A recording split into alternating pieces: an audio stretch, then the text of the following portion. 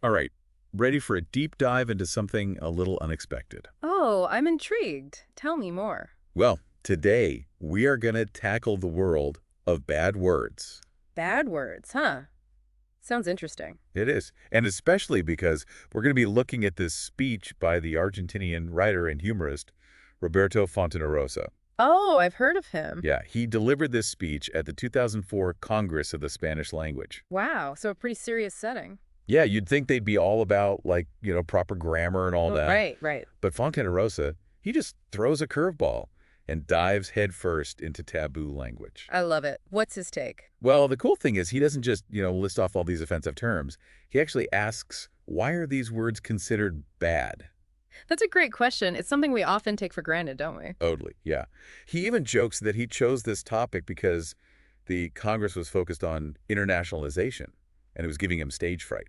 That's funny. A bit of a self-deprecating humor. Yeah, totally. He's definitely got a playful tone. Yeah. He even talks about how, his hometown, Rosario, is known for beautiful women and good soccer. Yeah. Like, it's just a random fact. Setting the scene, I see. Exactly, Yeah. exactly. But then, he gets a little bit personal talking about how his father was a mal hablado. Blah, blah. Yeah, Yeah. basically someone who uses a lot of bad language. Ah. And he says it's because of his background in sports. That makes sense. Certain environments definitely have their own linguistic norms. For sure. And, he even tells this story about his nephews. They used to play this game called Tio Berto, where they'd hide and swear. That's hilarious. Kids are so drawn to forbidden language, aren't they? It's like it holds this special power. Oh, absolutely. It's like they know it's off limits, which just makes it more appealing. But Fonarosa, he goes beyond just the anecdotes. He argues that bad words aren't just about shock value. They actually have a real power when it comes to expressing ourselves. Oh, I completely agree. Sometimes a damn or a hell just conveys a feeling more effectively than a carefully chosen synonym. Right. Like you're trying to be polite, but sometimes you just need that extra oof. Exactly. And it's not just about intensity either. Sometimes those words add a nuance that you just can't get any other way. Exactly. He actually compares these words to an artist's palette, saying they add extra shades and nuances to language. I love that analogy. It's so true. Like a painter needs a full range of colors to create a masterpiece. Yeah, and those bad words, they're like those bold, vibrant colors that make the whole painting pop. They add depth and dimension, even if they're not always the most, shall we say, refined shades. Totally. And he gives this great example. He compares tonta, which means silly in Spanish, Mhm. to pelotudo, Yeah. which is, well, a much stronger insult. Right, I can imagine. Yeah. And he points out that that T sound in pelotudo, it gives it a harsher, more forceful quality. Ah, so the sound of the word itself contributes to its impact. Linguists actually have a term for this. Phonological symbolism. It's the idea that certain sounds evoke specific feelings or associations, even if we're not consciously aware of it. Wow, so the sound of a word can actually be part of what makes it bad. That's mind-blowing. But it makes you wonder, why are these words considered bad at all? Right, like who decides what's acceptable and what crosses the line? Exactly. And Fontanarosa tackles this head on. His answer. It's often completely arbitrary. Like, he points out that certain words like carajo are offensive in some Spanish-speaking countries, but not in others. It's all about context, isn't it? The culture, the specific situation, who's saying it, all these factors come into play. It's like what's a perfectly normal exclamation in one place could get you in big trouble somewhere else. Oh, absolutely. Language is so fluid and dynamic. It's fascinating how those boundaries shift depending on where you are in the world. And Fontanarosa, he's really challenging us to think about those assumptions.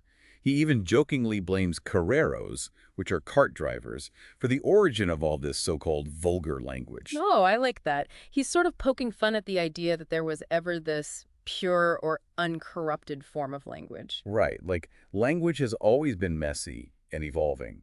It's not about being perfectly proper all the time. It's about adapting to how people actually use it. It's a living thing, constantly changing and reflecting the needs of the people who speak it.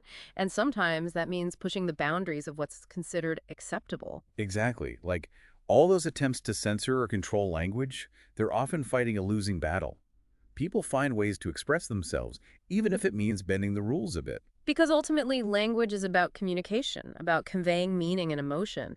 And sometimes those bad words, they just get the job done more effectively than anything else. And they could even add a certain richness and depth to language, right? Like Fontanarrosa talks about the word mierda, which means shit in Spanish. He argues that its effectiveness comes from that guttural R sound. It's not just the meaning, but the sound itself carries that emotional weight. It's almost primal, isn't it? Like that sound itself evokes a visceral reaction. Totally. And this brings us to another point he makes. He actually calls for an amnesty for bad words. He thinks they can have therapeutic value. Oh, that's interesting. I can see that. Sometimes you just need to let loose with a well-placed expletive to relieve some stress. Like yelling mierda at a traffic jam to feel a little better. Exactly. And Fontanarrosa is giving us permission to acknowledge that, to say, hey, these words have a purpose, even if it makes us uncomfortable. It's about that raw honesty that can be so powerful in language, even if it's not always pretty. It's about expressing those intense emotions, both positive and negative, that other words just can't quite capture. And it goes back to his point about language being this living, evolving thing. It's not about being perfectly proper all the time. It's about adapting to the situation, to the emotions you need to express. And sometimes a bad word is the most effective way to do that. So while we might be taught to avoid bad words in polite company, are there times when they can actually make our communication more genuine and impactful? Oh, I definitely think so. Of course, it's about using them with awareness and sensitivity. Fontanarrosa isn't saying we should just go around shouting obscenities. Right, he's not advocating for being rude or disrespectful. Exactly. It's about recognizing that these words exist, they have a function, and sometimes they can be incredibly effective communication tools. It's about choosing the right tool for the job, even if that tool happens to be a bad word. It's like code switching, right? We use different language depending on who we're talking to and the context. Exactly. Think about it. You wouldn't use the same language with your boss as you would with your friends.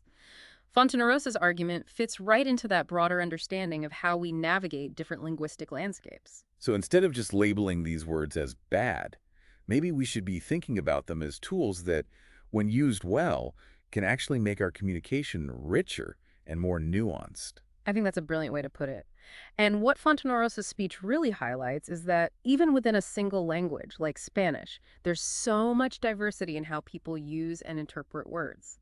What's considered highly offensive in one region might be perfectly normal in another. It's fascinating how fluid that badness can be, how much it depends on cultural context. And it really makes you think about the power of language to both unite and divide. It's not just about words themselves, but the meanings and emotions we attach to them. And those meanings can change over time, too. Yeah. What might have been considered incredibly vulgar a century ago might barely raise an eyebrow today. So what does this deep dive into Roberto Fontanarrosa's world tell us about bad words? I think it encourages us to move beyond those simple labels of good and bad and see the complexity of language. Fontanarrosa reminds us that language is dynamic, it's playful, and sometimes it's even a little bit dangerous. But that's part of what makes it so fascinating, right? It's a reflection of who we are, where we come from, and the communities we belong to. And even those words we try to push to the margins, they can tell us a lot about a culture and its values. It's all connected. But what about you, the listener? How do you think bad words function in language? Do they add something valuable? Are they simply offensive? What's your take? Yeah, we want to hear from you. But it's fascinating, right? Fontanarrosa, this humorist, takes something we often just dismiss as crude and reveals these hidden depths. Oh, absolutely. And it's all the more effective because he uses that humor to kind of disarm us. Right. Makes us more open to these ideas. Exactly. He's kind of sneaking in this serious message under the guise of this, playful exploration of language. It's brilliant, right? Yeah. He leaves us not just like entertained, but also challenged to reconsider our own relationship with language. Especially those words we've been taught to avoid. Exactly. Yeah. And, I was thinking about my own experiences. Like, as a kid, the power that bad words seem to hold. Oh, absolutely. There's that allure of the forbidden, right? Especially when it comes to language. And as kids, we're always testing those boundaries. Totally. It's like figuring out what's acceptable and what's not. Pushing the limits. Exactly. Yeah. And sometimes those bad words become a way to, like, assert your independence, separate yourself from the adult world. Right, rebel a little. Totally, yeah. But as we get older, our understanding of these words, it kind of evolves, right? Oh, for sure. We start to see them less as tools of rebellion and more as, well, tools. Tools, yeah, that's a good way to put it. Tools for expressing strong emotions, tools for creating humor, tools for connecting with certain groups. Yeah, and I think that's really the heart of what Fontanarrosa is getting at, right? He's not saying, go out there and be offensive. No, not at all. But he's asking us to acknowledge that these words, they exist for a reason. They serve a purpose. They do. Yeah. They fulfill certain communicative functions that other words just can't. They really do. It's like sometimes you just need that extra punch, you know? And that's okay. Yeah, and it's about acknowledging that full spectrum of language, even those parts that maybe make us a little uncomfortable. And that's the mark of a really great deep dive, wouldn't you say? I think so, yeah. Challenging those assumptions and expanding our understanding of something we thought we knew. It's about opening our minds to new possibilities. Absolutely. Fontanarrosa's speech, it reminds us that even the most, seemingly mundane or taboo aspects of language, they can reveal these profound insights into, like, human nature. Human nature and the ways we connect. The ways we connect with each other. Yeah, that's powerful. It is powerful. So as we kind of wrap up our deep dive into Roberto Fontanarrosa's world of bad words, we want to leave you with this final thought. What if, instead of just labeling certain words as bad, we actually took the time to understand them? Understand their origins. Their nuances. Their potential to actually enrich our communication. It's about going deeper. What new perspectives might we gain? What hidden beauty might we discover in those unexpected corners of language? Think about it. It's about, looking beyond the surface. Exactly, challenging those preconceived notions. And it's amazing how Fontanarrosa, he can make us rethink all this. It's the humor, he disarms us with it. Oh, totally. He makes us more receptive. It's like we're laughing, but we're also, really absorbing these ideas. It's a real skill. It is. It's like he's not preaching. No, not at all. He's just inviting us to see things from a different perspective. And that's so much more effective, isn't it? Oh, definitely. He leaves us not just entertained, but actually changed. Our minds expanded. Yeah, exactly. It's about more than just bad words, right? Right. It's about language itself and how we use it. And how it shapes us. Absolutely. Our thoughts, our relationships, our whole world, really. It's powerful stuff. So Roberto Fontanarrosa, a humorist who makes us rethink our relationship with language. Thanks for joining us on this deep dive into his world. It's been a pleasure. And until next time, keep exploring those unexpected corners of language. And who knows what other hidden treasures we might find.